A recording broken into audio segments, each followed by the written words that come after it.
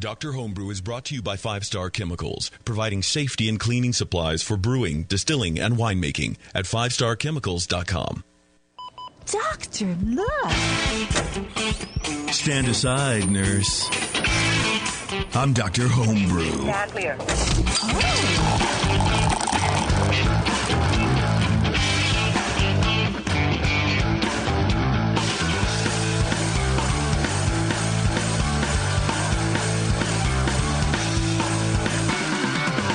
All right, everyone, welcome back to another great episode of Dr. Homebrew. Great, in my opinion, because let's face it, this is the best show on the Brewing Network. Aside from Lunch Meat, maybe. No. No? No, without challenge. No lunch meat. You're probably right about that. I might get assassinated for that, but you never know. Yeah, for sure. Before we get any further, though, I do want to thank our show sponsor, 5 Star. You can go to 5starchemicals.com, learn all about how to clean and sanitize your brewing equipment properly. The pros do it. You should do it, too. You will never see these kind of, one process chemical cleaning sanitizers in a professional brewery. It just would never happen. And you shouldn't do it either. Do they call them cleanitizers, or what do they call those? Sanners? Sanniers? They call those the breweries you don't want to drink their beer. Yeah, they're called all organic breweries, and they're terrible. No. Step 1, clean. Step 2, sanitize. Yeah, it's the only way, guys. You can't do it. So check out 5starchemicals.com to learn all about how and where to get 5 Star. But let's face it, they're probably already at your local shop. So if you're not using them, you really should. You would elevate your game. That's what we like to say here in Dr. Homebrew. Hello, fellas. How are you? Hey, good. How are you? Great. Awesome. I'm loving Wonderful. it. I'm drinking this Faction Pale Ale right now. Are you really? Yeah. Awesome. It's a good part about having a bar as your office. Yeah, it doesn't hurt. It's almost as good as being home. It does hurt, I will tell you. Your liver when you get home, but that's different. Oh, man, for sure. I'm sipping the Easy Jack right now. So. There you go. Oh, nice. Lee, what are you drinking on? This is the Tahoe Mountain Irish Red. Yeah? Yeah. Treating you right, huh? Yeah. Nice. It's good stuff. I don't know if I've ever had anything from Tahoe Mountain. I've only had a couple. Yeah? It's been all right. Yeah? Yeah. Is this the stellar one? Is this the pinnacle? The pinnacle? Of the what, pinnacle of what Irish you've had Reds? from them? Yeah. The pinnacle of what I've had from them? Maybe. I'm not sure. Okay. Fair assessment. I've only had a couple of their beers. Okay. He wants to assess more. Yeah. Yeah, I think you have I'm to. being canny because I don't remember that well the others. I remember they were all right. I remember I enjoyed them. I don't remember that much about them. How neutral of you. All right, we're about to kick off Dr. Homebrew here, talking to Adam. We're going to drink his American Pale Ale here after the jump. But let me just give you a little rundown of what Dr. Homebrew is in case you're interested in being on, like Adam is about to. If you are a home brewer, and I assume you are because you are listening to us yammer on and on and on about beer right now, we are an interactive BJCP score sheet. So if you brew beer, you want to elevate your game, you want to get some higher scores, you want to get rid of some of these off flavors you may or may not be experiencing, I don't know that. Send your beer in. Email me, jp@thebrewingnetwork.com, and I will have you on in a few months because we are kind of backlogged right now. And then we'll bring you on, we'll drink your beer, and right in front of your face, and then you, live, can ask Brian and Lee questions. And they are master BJCP judges. There are few people in the universe who know more about beer than these two people right here. And we'll do our best to avoid your questions and answer with total BS. That's right. Yeah, Lee's slipping me $10 right now. Appreciate that. Thank you very much. Call us up, man. If shoot me an email if you want to be on the show. We'd love to have your beers. We want to help people. Yeah, That's right. We do. And like I said, we're a couple months backlog still, but it's all good. It's all good, baby. We'll get you on eventually. I'm emailing people from like January or February, and this one guy's like, I know I sent you an email, but who are you? Really? Did you read my email at all? Hi, this is Jason from the Brewing Network. But apparently, these people they email from their phone, but they don't know how to set it up properly. So it's like a text message email. So the email only says from 30948. So I don't know who it is either. So I'm like, hey, I want to get my beer on your show. Yeah, that's right. That's basically it. Just put your name in there. Yeah. That's right. Get a smartphone. Put your flip phone away. It's be like writing an old written letter. Hi, this is Jason. Yeah. Jason. Who calls you Jason? Most people. Really? Yeah, not Outside BN people. of this outside of the homebrewing world. Yeah. Jason, God, We should start wear a taking- hockey mask. I do dress up for Jason this Halloween to like super scare kids. When you do like this, the really slow like door open, and you stand there in the doorway and you don't move. You just have a bowl of candy in your hand, and the kids have no idea what to do. Like, do I take the candy? And they reach for the candy and just pull the bowl back real fast. Boom! There's not a kid will remain on the porch. Just show them the knife. Oh, it's amazing. Yeah. I No, we're love going to get scaring little children. some in my work. We're going to get 2-3 big new pieces of equipment. You know how a lot of companies, they give names to the equipment they Sure. get. Yeah. Usually it's something stupid like, Seven Dwarves or, Star Trek characters. Right. We actually have decided the next three things that we're getting in is going to be Chucky, Jason, And Freddie? and Freddie. There yes. we go. Nice. That's awesome. You couldn't go with Jason, Justin, and Tasty. The three No, we scariest don't want it people. to be too scary. Let's tell you what. Let's take a break. If Biwa doesn't kick the computer again and shut us down in the middle. Don't judge. This is about where we were about 25 minutes ago, and then Bev decided to kick the computer. Oh, she's never done that. There's no evidence of that. That's true. So we're going to take a break. I'm going to get Adam on the line, and then when we come back, we're going to be drinking his beer, and we're going to talk some American Pale Ale. Let me cross my streams here for a second. Here we go. All right, back after this. This is a public service announcement. Hey, dude, I think there's... what's wrong? You don't look so good. There's something wrong with your beer. It's making everyone sick. Don't let your beer make your loved ones ill. Proper cleaning and sanitation is the key to avoiding puke on your shoes. But I used an all-in-one. Cleaning and sanitizing cannot be done in a one-step process. No cleaner can sanitize, and no sanitizer can clean. The amazing chemists at 5 Star Chemicals have your solution. Clean with BBW and sanitize with Star San. Fantastic! Your friends and loved ones will thank you. 5 Star products are available at fine homebrew shops near you and online. Put your best beer forward with 5 Star Chemicals, your one stop for the cleanest 2-step solution. Hello, fellow BNers. This is Sully from the 21st Amendment Brewery located in San Francisco, just 2 blocks from Giants Park. Before Nico and I opened the 21A and before I was a professional brewer, I homebrewed on my small 4-burner apartment stove in a back house in Santa Monica, California, making my extract brews before graduating to the daunting idea of all-grain brewing. Homebrew books and information was hard to come by back then. The internet hadn't been invented yet, along with other things we take for granted today, like electricity and potable water. One thing I wish I had back then when I was learning was a radio show that could teach me the ins and outs of brewing and answer questions that I had about homebrewing, a resource for making great craft beer. The 21st Amendment Brewery is excited to be a proud sponsor of Dr. Homebrew, a great show that teaches you what you need to know about making incredible beer. Good stuff. Listen up, you might learn something. I certainly did. And thanks for your support. Tasty Crack Games. Since the first time the Brewing Network microphones turned on, More Beer was behind it.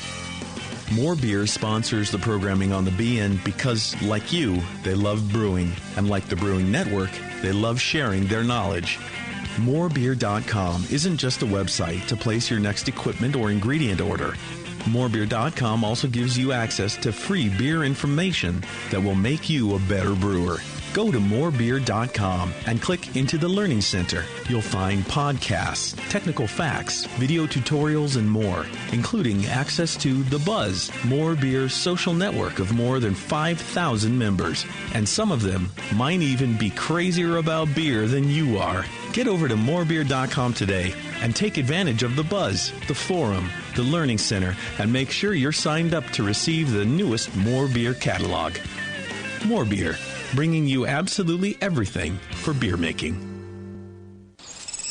Hey, Wooly, I'm beat. Can we find a nice tree to just hang out in for a while? You're beat. I've been swinging through this forest for 50 years, ever since we first escaped from the circus. I know, but there's got to be more to life than exploring this creek and trying to populate the valley by copulating with loose, hairy girls. Marquis, stop. Look! What is that? It looks like a man-made treehouse with fresh food and craft beer. Welcome to the Creek Monkey Tap House, boys. Grab a seat. Creek Monkeys drink free. Awesome! The Creek Monkey Tap House in Martinez, California takes their mission of fresh food and beer seriously. They only serve locally raised beef and chicken, as well as local sustainable produce. It's better for you and the planet, and it just tastes better. The beer and wine at Creek Monkey Tap House are chosen with the same care for the highest quality and rotate frequently to make each visit an adventure. Swing on into the Creek Monkey Tap House and enjoy a new legend of amazing food, beer, and wine. The Creek Monkey Tap House, online at creekmonkey.com. Dr. Homebrew, please report to the ER for code blue. Dr. Homebrew to the ER, please. No, and your tea time has been moved to 2:30.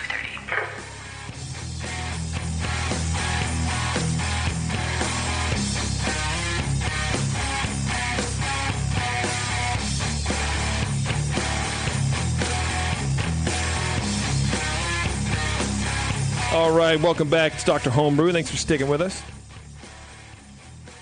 I'm going to get Adam on the line here in just a second. We're pouring his beer, though. Beer, we've got beer. We've got Adam's beer, which has been through some trials and travails here. We did pour his beer.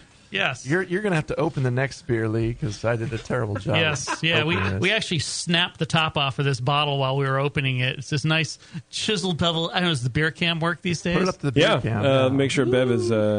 I did not know my own strength. Yeah, the top popped right off of this, so we're not drinking these glasses to the bottom tonight. I am. I'm going to gargle those glass jumps. All right, well, you go for it, Brian. Yeah, do it. It'll work through your system, man, right? That's right. Got to gullet, I think. Adam, are you trying to kill us over here or what? I'm here. All right, there he is. Are you trying to kill us with these bottles? Why? What's with those?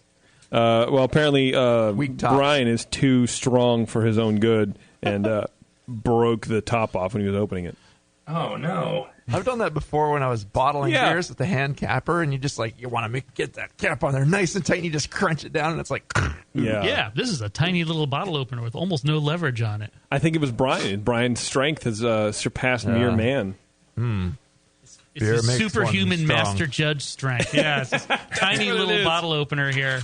Got about an inch of a lever on it. Wimpy 2-ounce aluminum hop grenade bottle opener. It's a bottle snapper. What can you say? Yeah. Oh, okay. Adam, so thanks, man, for sending your beer. And we were going to have you on last month's shows, but I overbooked. My fault. So thanks for not fleeing.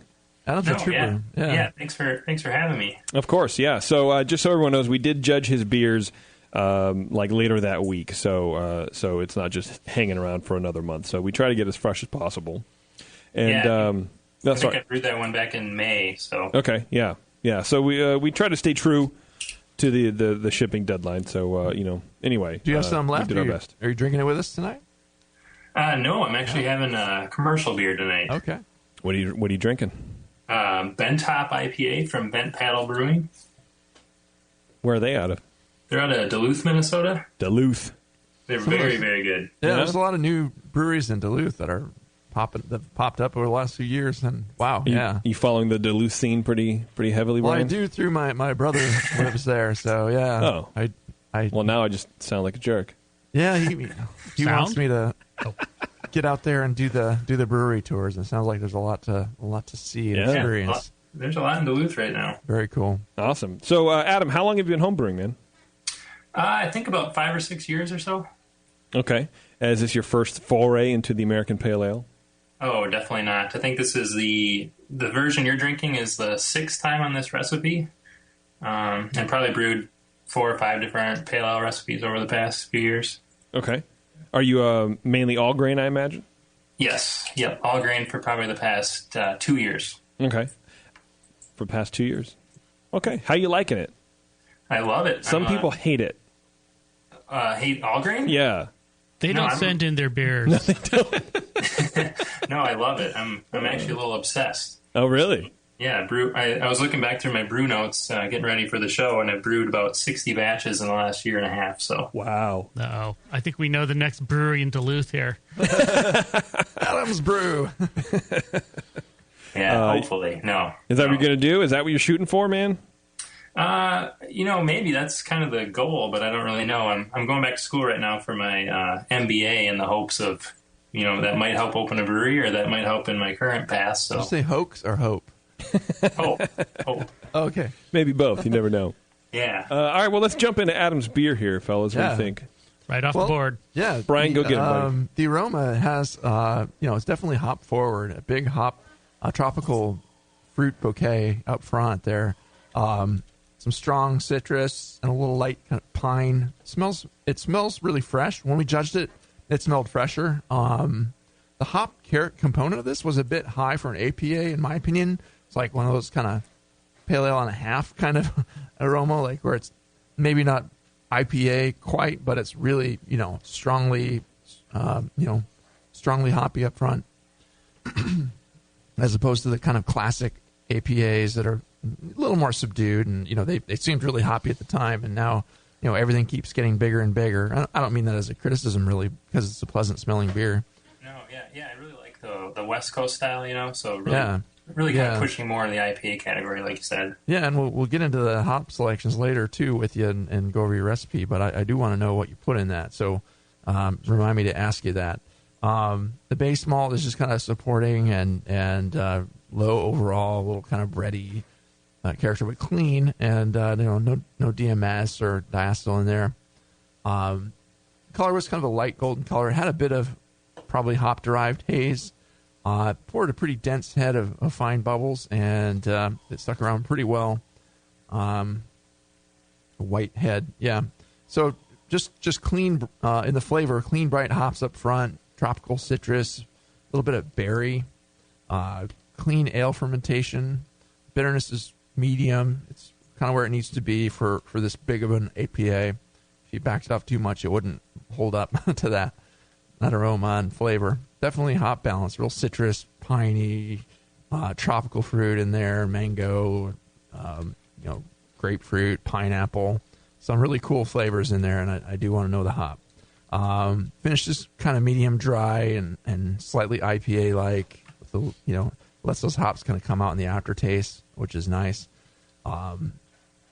Seems to be, I don't know what the ABV is, but it seems toward the strong side for style, if not bordering on being a little too strong, but it's clean and there's no offensive hot alcohol flavors in there or anything, big alcoholic and boozy or anything. Just it's a pretty sturdy beer.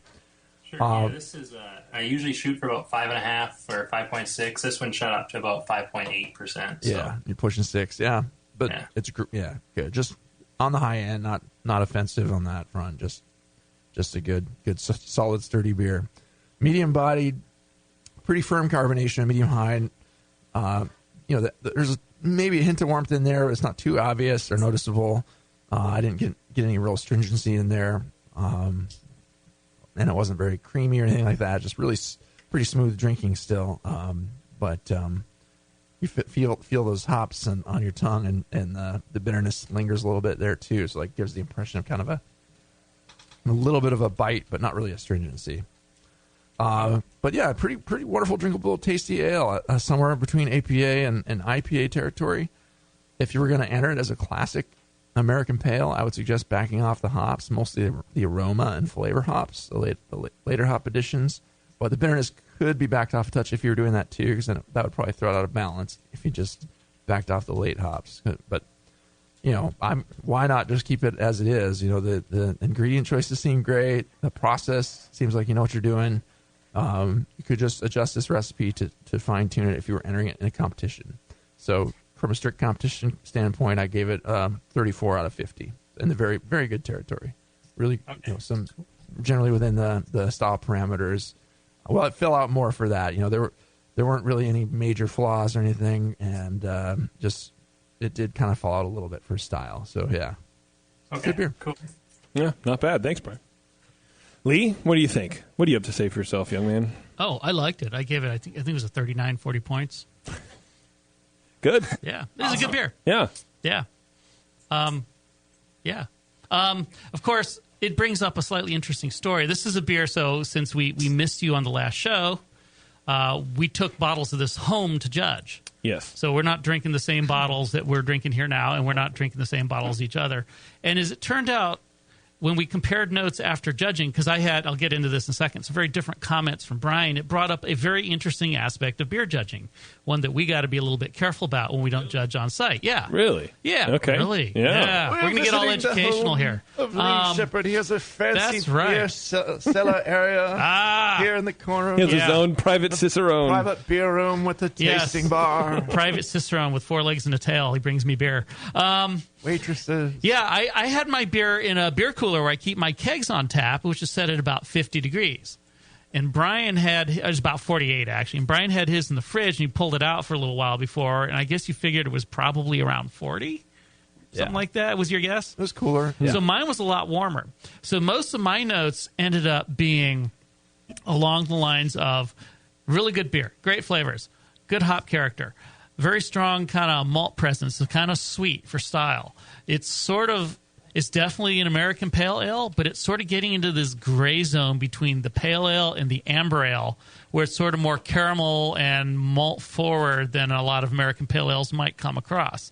So even though I really liked it, had wonderful flavors and aromas, if you wanted to make it a dead center exemplar of style, you should probably back off from the crystal malt and bring the balance a little bit more to the hop.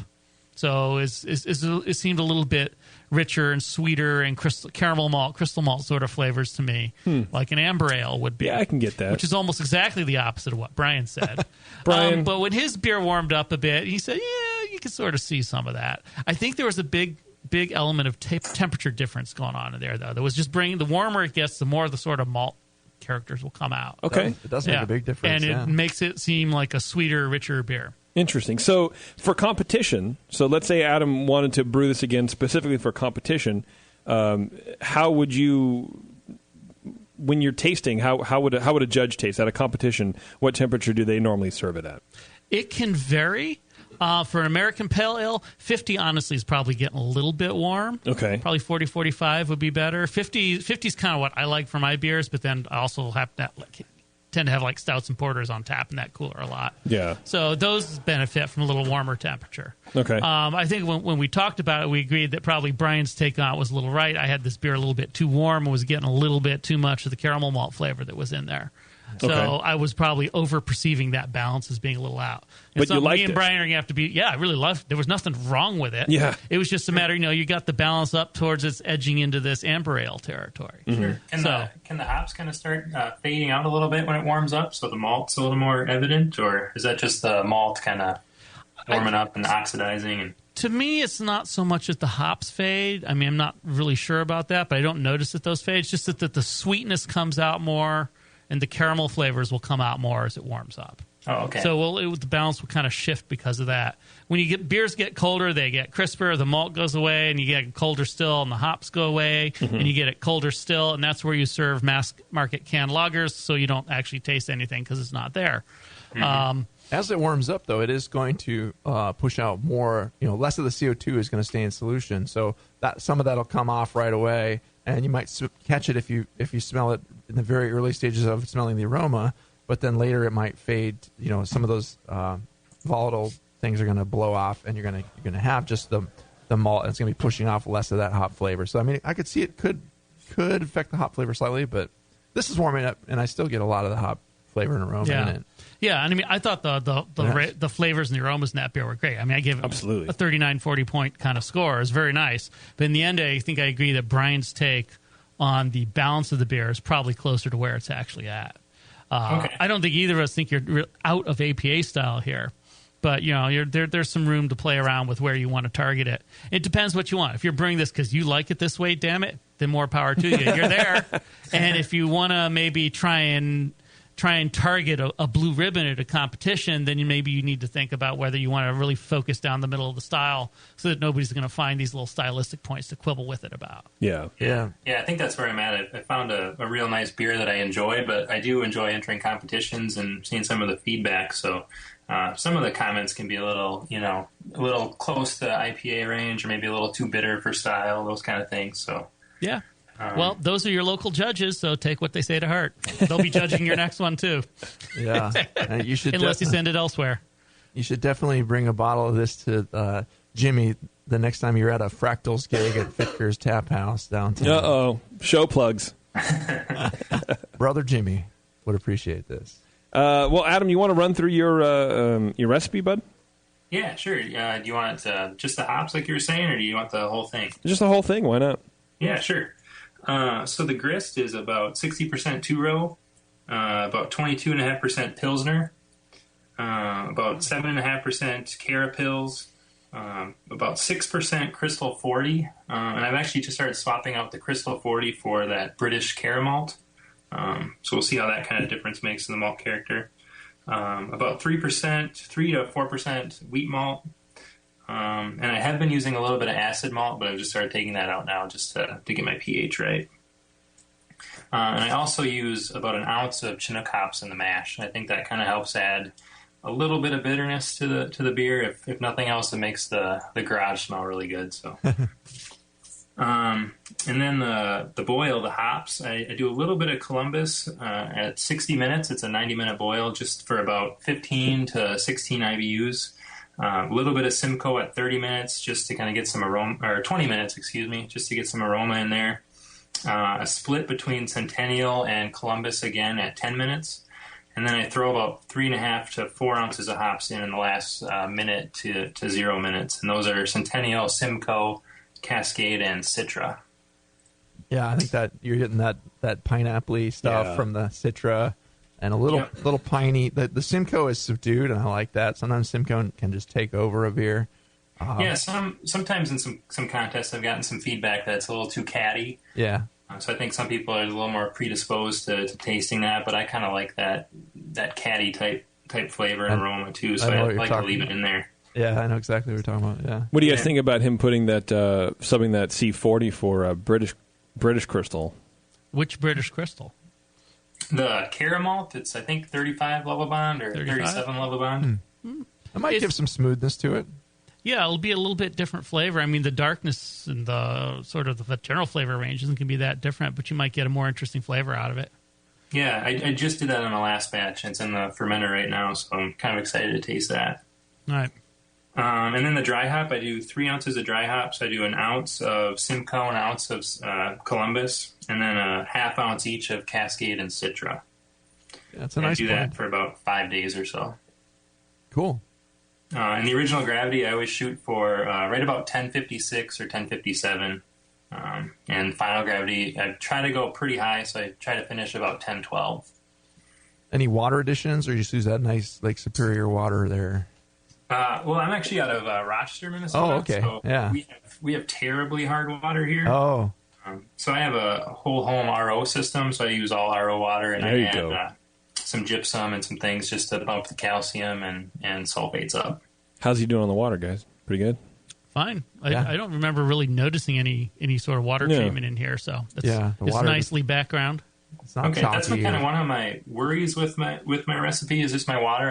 At first I was brewing with the sulfates right around 300, and I was maybe getting a little bit of a metallic flavor. So I've been bumping that down, ever since. I'm right about 200 to 250 parts per million right now. So yeah, I think you're where you need to be with the water. No complaints there. Okay, good. Adam, do you have any questions for the guys? Not too much. Like I said, just some of the off flavors that I've gotten on some score sheets were that metallic and kind of the cattiness. And I've also got a little bit of feedback on just the grassy kind of flavors. And I didn't know if that was from dry hopping for too long or using too many hops or what that could be coming from. That's a pretty heavy dry hop for an American pale, but it tastes good to me. It's not grassy in this beer too heavily. There's a hint of that. But I just get more of the tropical and piney flavors and citrus. I don't know. What do you think, Lee? Yeah, Cascade's kind of famous for causing that. So maybe you want to give it add that in a little later in the game. So if you're going to do 5 days dry hopping, maybe throw the Cascade in on the third day or something instead of all 5 days. It might help restrain that a little bit, but it's not. This isn't a big deal here. Since you bring it up, there is.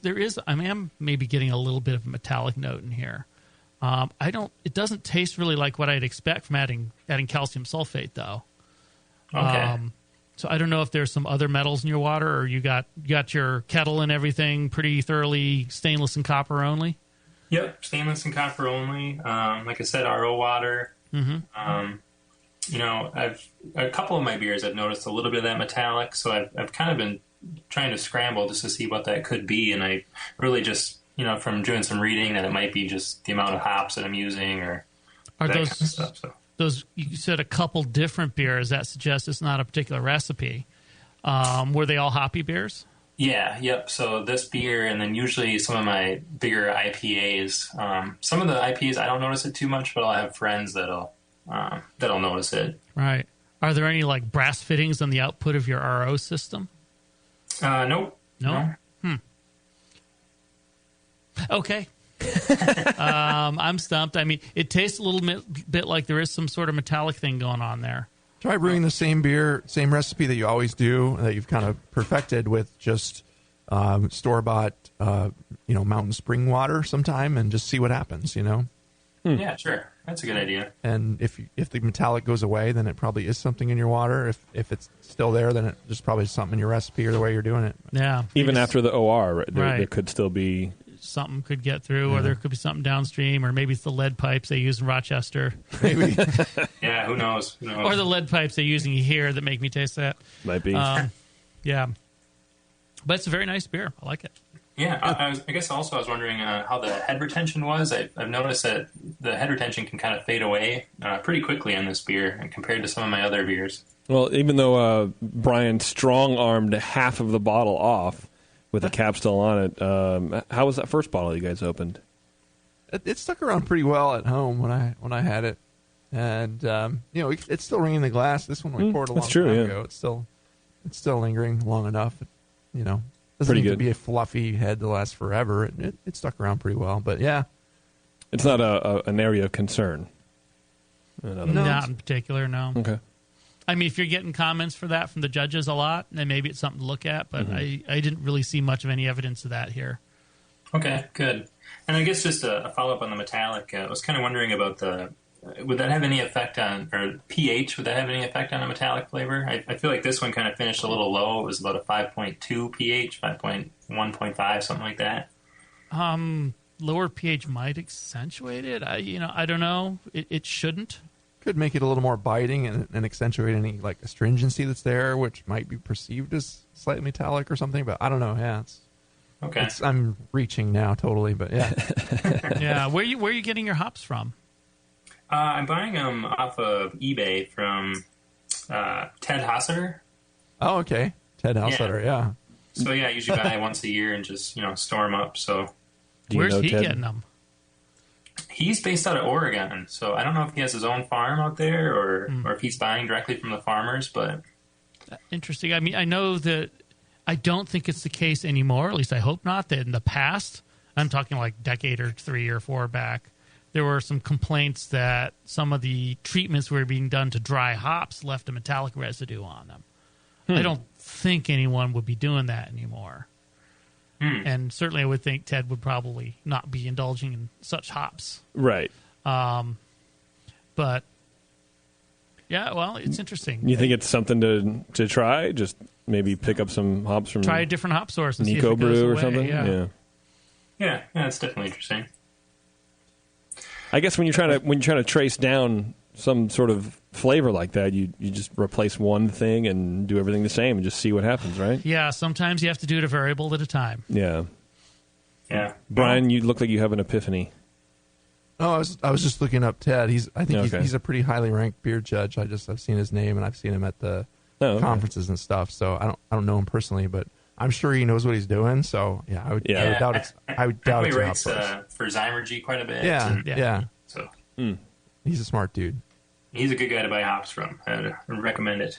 Cool. Awesome. Well, Adam, if that's it, we'll let you go. Yeah, well, thanks again for having me on, guys, and for the feedback. Cool. Yeah, thank you, man. And let us know if you want to try this again. We're always open to have your beer on.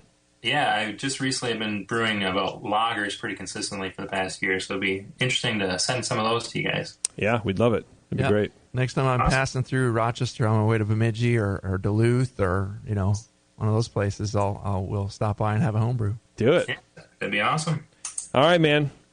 All right, thanks, guys. Thanks, bud. All right. Cheers. Cheers. All right, pretty good, huh? Minnesotans brew decent good beer. They sure do. If you come from Minnesota, you can brew the best beer there. You can brew some good beer, man. That's for sure. Okay, we're taking a break.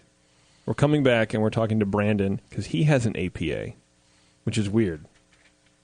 It's the APA It's the show. invasion of the APAs. Contestant number 2. It's Dr. Homebrew, everyone. Hang on. We'll be back after this. That's it. I've had it. I am never putting hops in my beer again. What? Why? It's just too ridiculous. Insane prices, stupid contracts, high shipping costs, crappy selection. Dude, you need Nico Brew. Nico Brew will rock your f***ing face right the f*** off your f***ing skull. $5 shipping to all 50 states. Plus fantastic international rates get you low prices on Nico Brew's great selection of hops and more. Whether you're a home brewer, a pro brewer, or a homebrew shop owner, Nico Brew can get you the hops you need in increments big and small. Single orders, spot buys, or full contracts. And there's only one place to join the uber special secret elite bare bones club where you'll get the best deals anywhere. Holy f***ing shit. NicoBrew.com. NIKOBREW. Nico Brew, your bare bones buddy in the brewing business. Are you a member of the American Homebrewers Association? Well, you should be. Members of the AHA can focus on brewing beer, and the AHA takes care of the rest. The American Homebrewers Association advocates on behalf of homebrewers like you to legalize the hobby in all 50 states and make sure that beer laws make sense. Plus, there are many great benefits that come with your AHA membership, like AHA member deals that give you awesome deals at bars, restaurants, breweries, and more. Zymergy Magazine and eZymergy for tons of articles, how-tos, easy-to-follow recipes, and news about the hobby you love, and access to the members-only content on homebrewersassociation.org. But the AHA can't do it without your support. Join today so the American Homebrewers Association can keep fighting for your homebrewing rights. Visit homebrewersassociation.org or join now from the homepage of the Brewing Network website. Relax. Don't worry. It's the American Homebrewers Association. As a brewer, you already don't settle for second best. You want great tasting beer and you want great equipment to make it with. So don't settle for the second best grain mill. You want a Monster Mill from Monster Brewing Hardware. Monster Mills are tough, come in 2 and 3 roller designs, and are made right here in the USA from superior materials for longer lasting performance. Pick the mill that's right for you at monsterbrewinghardware.com and take Bevo's advice. Trust me, it's always better to have a bigger tool than you think you need. Monster Mills have the best warranty in the business. Your satisfaction is guaranteed. Visit monsterbrewinghardware.com now and check out all the mills and mill accessories. Don't settle for second best. Get a Monster Mill from Monster Brewing Hardware. Have you ever dreamed of attending the World Brewing Academy? This year, thanks to Lallemand and Danstar, one lucky brewer will make that dream a reality for free.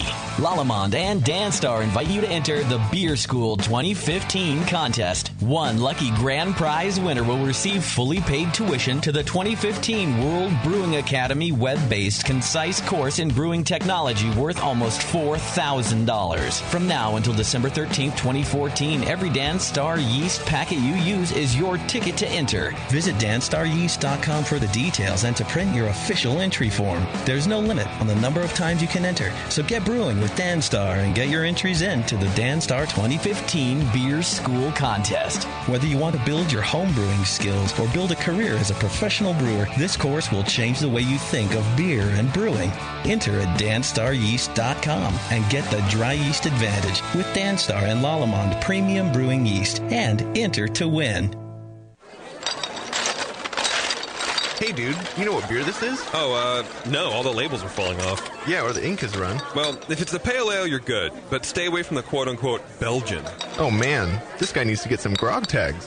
Grog tags are reusable, write-on, wipe-off, commercial-grade bottle labels for your brew. The guys at Grog Tag are homebrewers. They wanted great-looking, sturdy labels for your bottles, buckets, carboys, kegs, and growlers. They also wanted a label that not only looks good, but can be easily removed and reapplied during bottling without that nasty glue residue being left behind. No residue, water-resistant, and ice chest approved. Grog tags stay on in water or an ice chest, and they stay legible. Visit grogtag.com to customize your label or coaster from dozens of different templates for free and see how awesome your bottles can look.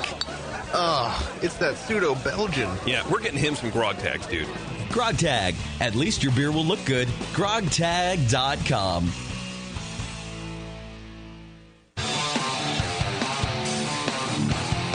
Ma'am, I'll need to take your top off for this examination. Oh, doctor.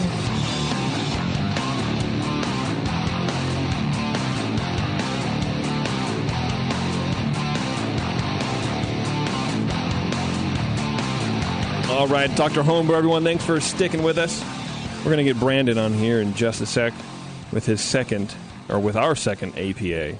What is it with pale ales, man? People are shoving these things up. It's summer. I mean, summer beer. What do you want? Session beers are popular these days. I don't know what I want. Well, I don't know. This isn't really... Well, I guess this qualifies as sessionable by modern standards. Session of pale ale. Yeah, it's What's not the difference 3.2%. 4.5 and 5. It's not that much. Right. See? Right. Your liver's It's tough good. enough. Lee, you can do it.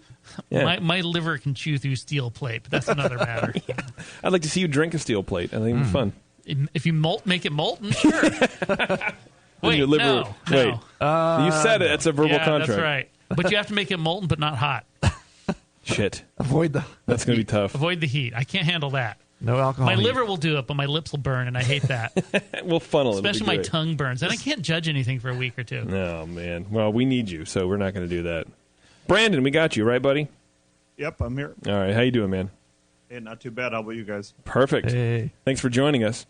Yeah, not a problem. Thanks for having me. So this is the famous Brandon Zeddies from the session who has made some pretty killer heavy metal songs. Oh. In case you had a fan club, Brandon, I just wanted to, put that out there. I'm pretty sure I don't have a fan club, but thank you, JP. Thank you. You might. Yeah, JP is your fan club now. You play Hey, right on. I'll take any fan I can get. See? Like heavy metal guitar, or what do you do? What do you do? Well, heavy metal guitar, and then I do some screaming vocals over the top, usually about beer. Cool. I got a friend who did a death metal version of Reelin' in the Years, and it's like, all right, I don't know how they do that. That's what Brandon does. It's like, whoa, how do they do that with their voice? We'll talk about that later after the show. But wow, Hopefully not. Yeah, hopefully Brandon can melt your face, not your palate. Right? Do the Well, growl. I'd prefer the palate part for this show, but Oh, okay. Well, there you go.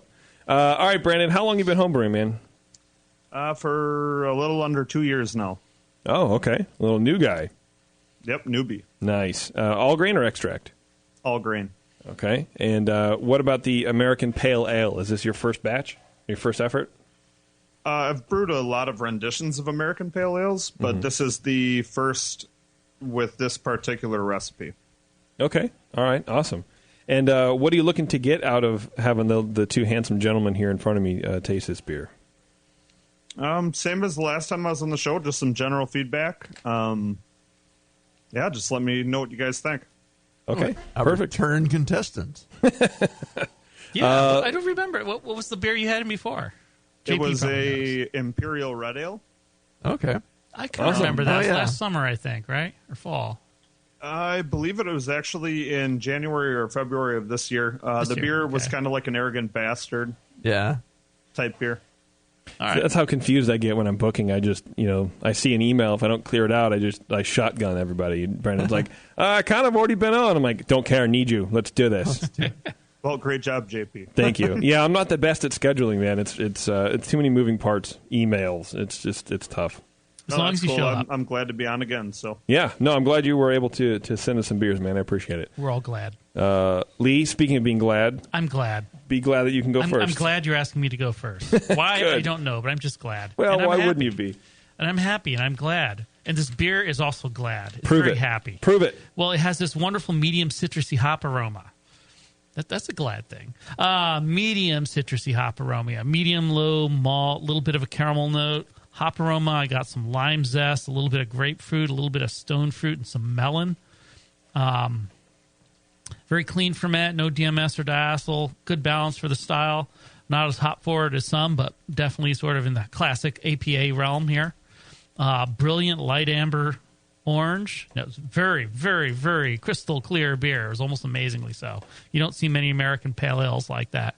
They actually tend usually to be sort of good to a little slightly hazy from dry hopping. This one, I mean, I'll be curious to hear if you filtered it or something.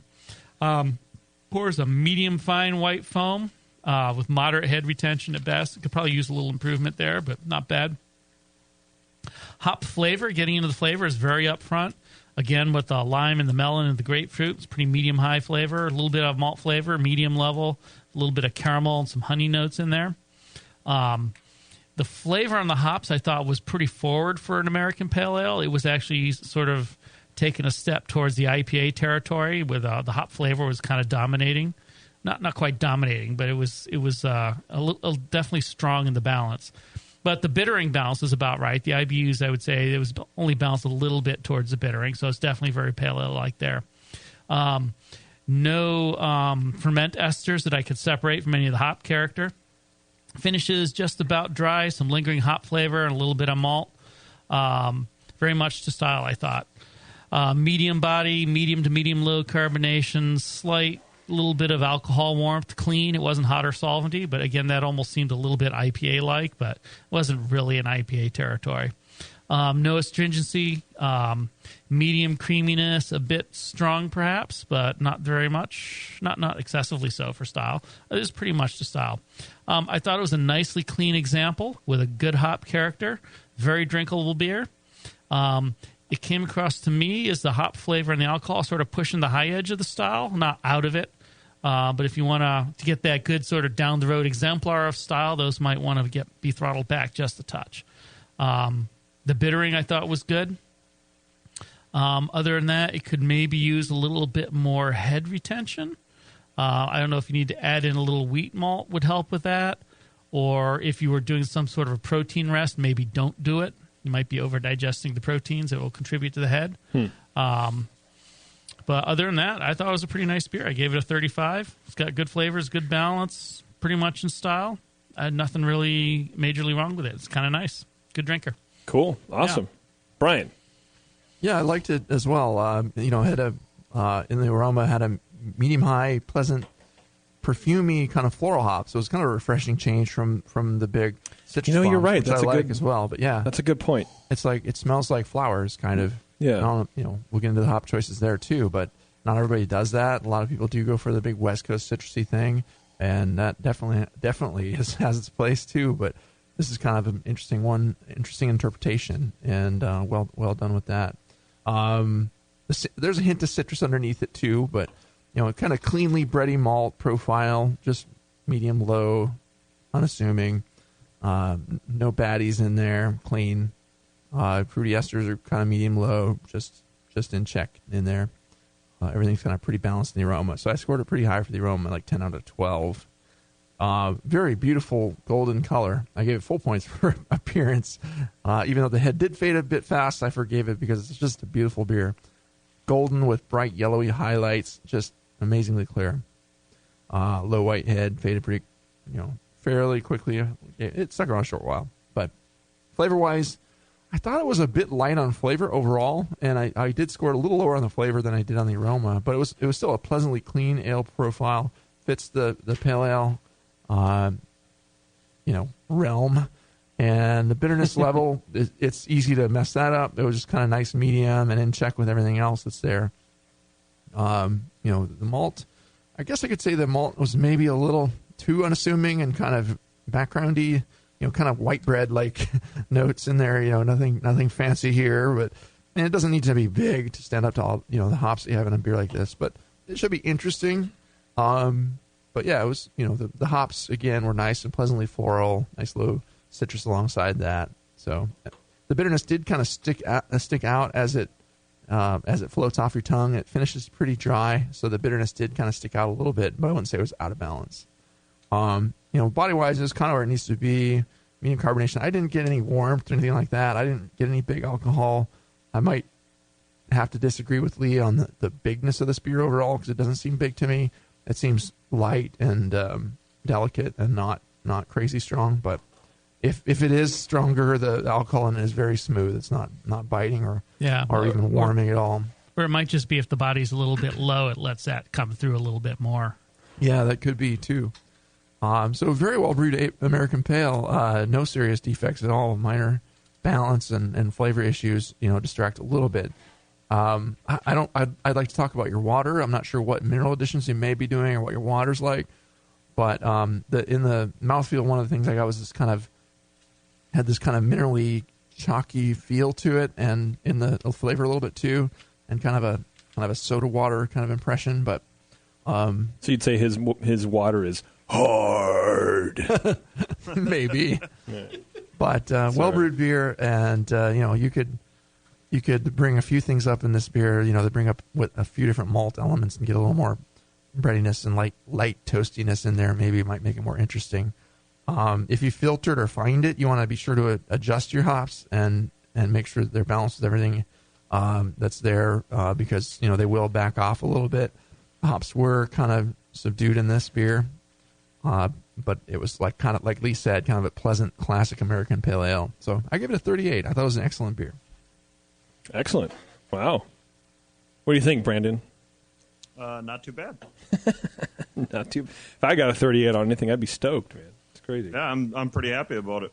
Do you have any questions for the guys?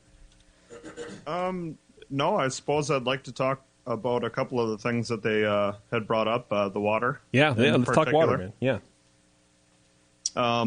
So what I did for the water, I guess I'll start there.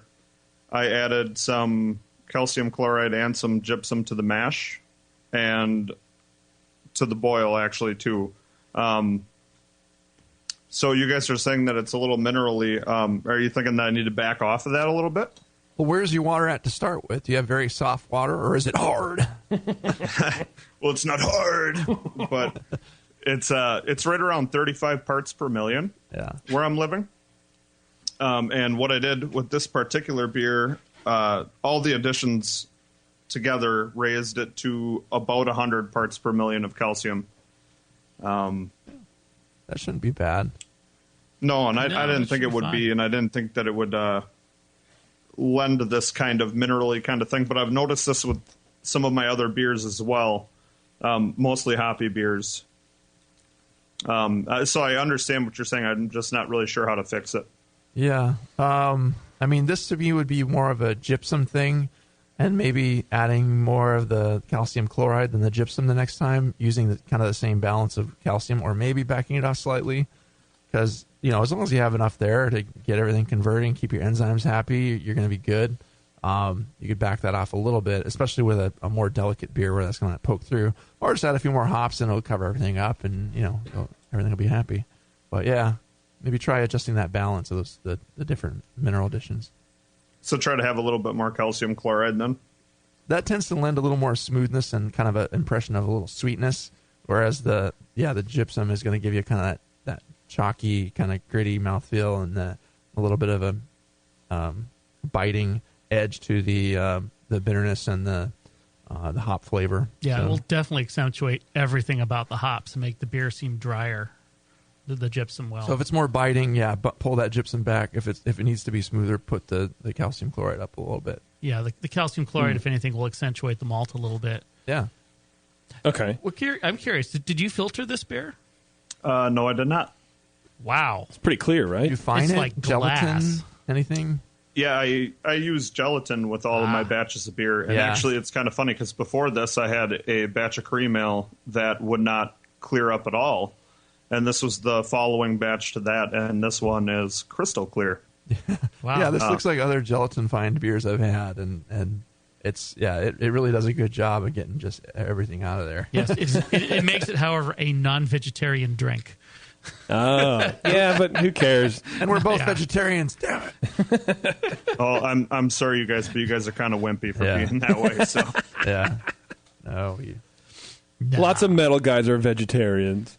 Look at Nate. I was just gonna say Nate. Yeah, Nate, but he's. I could be he's vegetarian frail. if there were vegetables that tasted like meat. If they were hard vegetables. Yeah, right. I only eat carrots. Threatening vegetables. I don't eat eggplant. What else, Brandon? Do you guys want to know about the recipe at all? I know you guys were talking about the hops and stuff. Please do. Especially, yeah. Give it up, dude. All right, so 46.7% American two-row malt. The same for Maris Otter. I kind of split up the base malt in between pale two-row malt and Maris Otter. I like doing that myself too. Sometimes it really gives you a nice, it can give a full malt profile in there. If you, the American can be kind of boring in some beers, and blending them does give a nice malt profile usually. But then I said your beer lacked malt complexity. Sorry. No, that's perfectly all right. And I feel like this beer, compared to other pale ales that I've made without having Maris Otter in there, this beer definitely has a better mouthfeel to it. It definitely added something, so it's something I plan on continue to doing. Cool, yeah. Awesome. So then I added some white wheat malt. You guys are talking about head retention, and I actually do have some wheat malt in here, so that actually kind of confuses me a little bit. And then a little English medium crystal for the little dash of color that I added to it. How much? 4 ounces for a 5-gallon batch. A 7-gallon batch, but I take 5 gallons out of the kettle. Right. Okay, so for pretty low crystal. Go ahead, sorry. That's pretty low on the crystal, but it'll give you some color, and it'll be on the lighter side and it is kind of, golden with yellowy. But yeah. Anyway, go ahead. Yeah, that's all right. So for hops, it was actually kind of funny. I only used one hop for this particular beer. Do you guys know what hop I used, or? Oh, we're gonna guess hops. Oops. Let me consult my hop book. No. Boy, what would you guess, Lee? Oh, put it on me, huh? Okay. What would I guess if I had to be the one to guess? El Dorado. We can both guess. No. I'm trying to remember the name. Very popular hop right now. It's the one that tastes like melons that everybody's throwing in with Citra. So not Mosaic? Citra then. Not Citra. Mosaic? Mosaic. I got it. It's close to Mosaic. It's actually Simcoe. Simcoe. Oh, wow. All right. Well, really interesting. I'm not I would getting have that never kind guessed that. of stronger diesel I would expect out I was of going to that. guess like a noble hop or something. Did you use Hallertauer middle fruit in this? See, it's funny you say that because I've been smelling cat pee the whole time, but neither of you guys really mentioned it. So I'm like, oh, well, here, smell my glass. Maybe we should change sides of the table. that. Maybe I have too many cats, but just smell it. You smell it. Smell that thing. Is it me? Might just be me. I mean, it's very low. Yeah. No, I get it now. Yeah. It does have a little bit of that. Little cattiness. It's funny you say Simcoe. It always makes me laugh.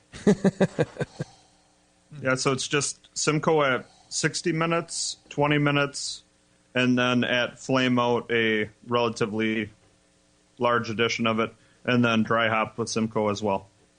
It has a nice flavor. I don't really know Simcoe as being a flavor hop. Is it?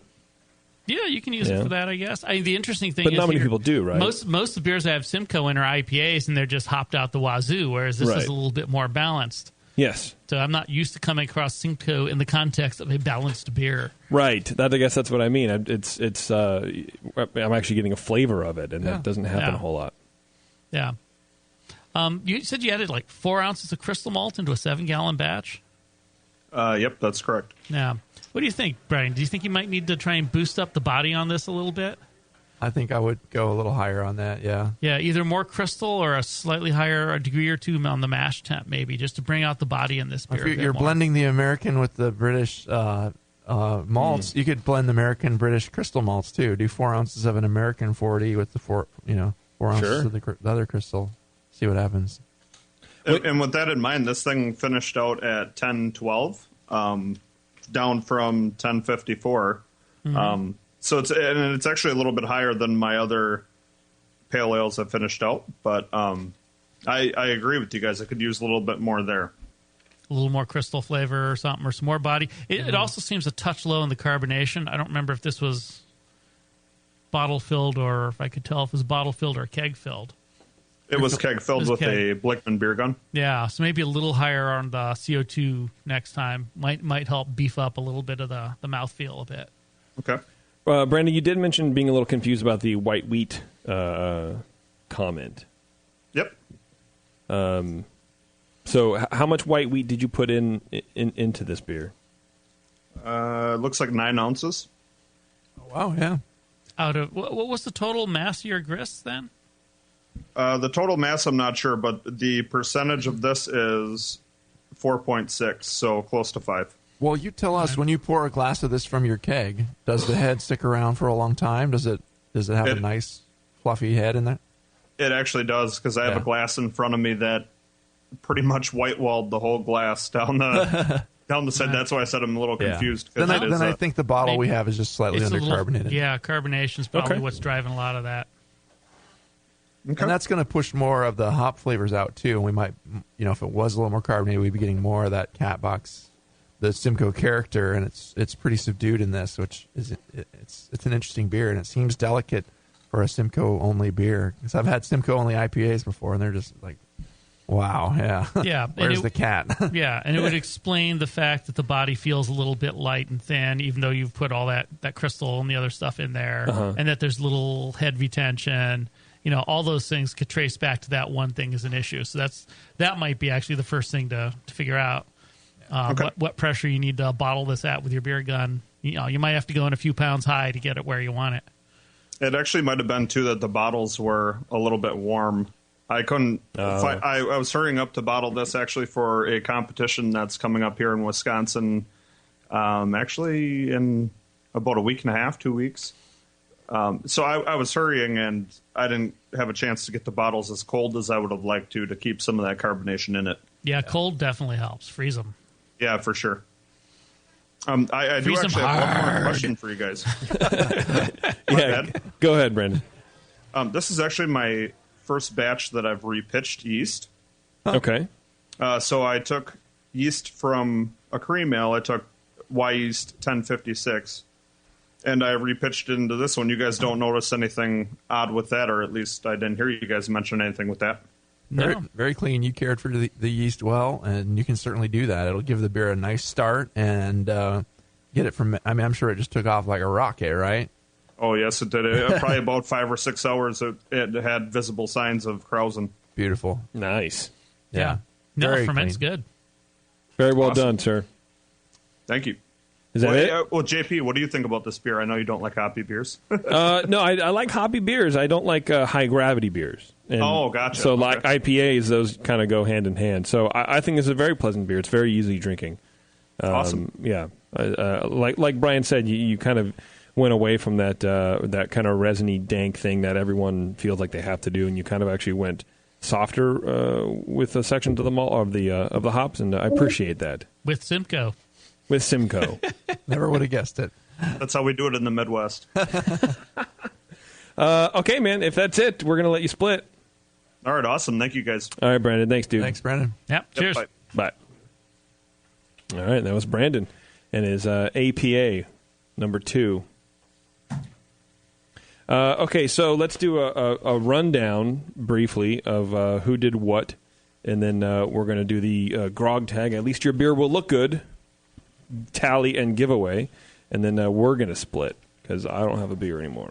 Yeah. These were 2 very different American Pale Ales, and it really were, right? Covered the spectrum of what you can do with this style, Yeah. The Adams American Pale Ale was very hop forward for the style, seemed a little stronger for the style.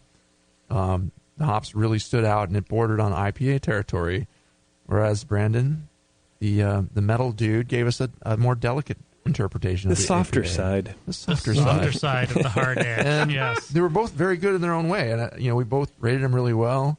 And it seems like Lee rated the hop forward one higher than I rated it, and I rated the more delicate really balanced one higher, then he rated that one. But yeah, it's interesting to taste that spectrum, and we got it all in one show. So, do you agree with that, Lee? Yeah, I thought they were both very nice beers. The issue with Brandon's probably in the end came down more to carbonation than it's probably more important than not, probably 70% of the other stuff we were saying.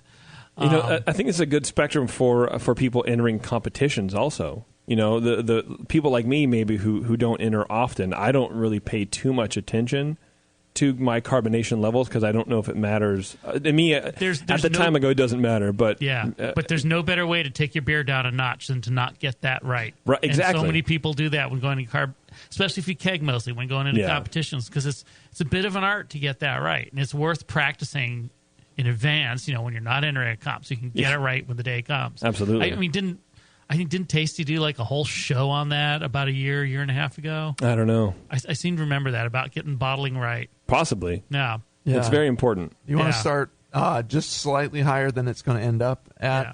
You want to just bump especially if you're filling from keg. The carbonation a little bit. Freeze the bottles. And, if you're carbonating with, pressure over time method, a few degrees difference can mean the difference between, 2.0 volumes and 2.2 or 3 volumes, just a few degrees difference.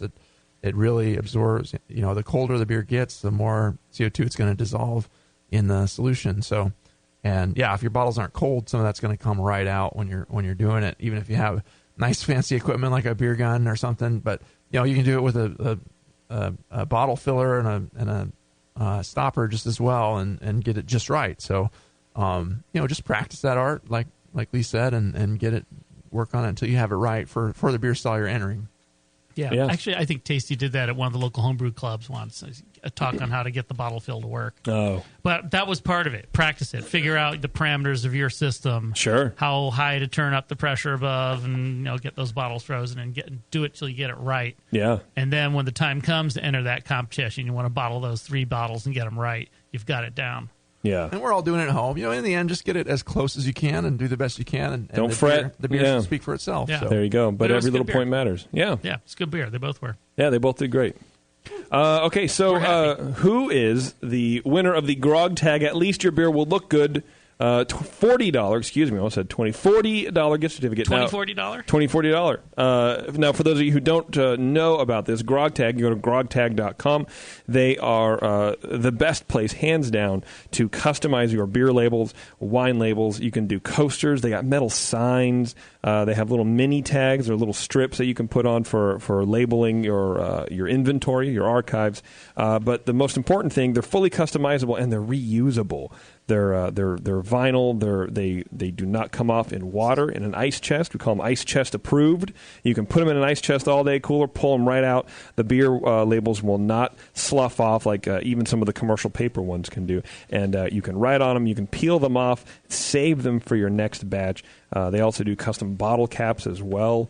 So Grog Tag, if you want to customize your beer, if you're doing maybe a batch of wine or something like that, or a nice batch of barley wine for a gift, for a wedding, for a birthday, having a party, save the date. They're really popular for people who are getting married for whatever reason. Whoever is insane enough to get married these days, we'll save the date coasters instead of a magnet. Like, who needs another magnet in the house? Anyway, grogtag.com, check them out. The winner depends on. It was really, really close because both of these were very good, and it depends on what Lee scored Adam's beer, because you said 39 or 40. Right, because I left the score sheet sitting on the kitchen table. If it was a 40, then Adams would have averaged a 37, and Brandon's would have averaged a 36.5, if my math abilities are right. So I think Brandon's would win the Grog Tags. By a half point? By a half a point. By half a point. There you go. That's hardly even worthy of a loser award. That's true. Well, the loser award is because if your beer's not going to taste as good, Brandon, it might as well look good, right? That's right. So Brandon's Eddies, everyone. They win the Grog Tag $40. At least your beer will look good gift certificate, and I will email it over to you at some point between now and 2016. He promises. I promise. That's right. He promises. Okay, I think we're ready to go. Let's get out of here. Skedaddle. All right. I want to thank our fine sponsor, 5-Star. You can go to 5starchemicals.com. Learn all about cleaning and sanitizing your home brewing equipment so you can make the best beer possible. I want to thank Grog Tag for the At Least Your Beer Will Look Good $40 gift certificate giveaway. I want to thank the camera operator, Beverly. You're welcome. You did a fine job there. I hope you got all the deals on Target. There were a few. There were a couple. You got some good stuff, I had right? some, yeah. Yeah. You know? Sale on socks or whatever. Body wash. Body. So Got soap. some for JP, Yeah. right? Okay, soap. When did soap become body wash? When, I don't know. Okay, great. Thanks, When people babe. started Appreciate washing it. their bodies with it instead of just their face. When soap companies decided to figure out a way to charge people more for soap. Right. Well, there you go. Add water. Brian and Lee, thank you, gentlemen, once again. Let's go get a beer and have a little reset. And thanks for hanging out with us. This has been Dr. Homebrew. We'll catch you guys From later. the Hop Grenade in downtown Concord, California.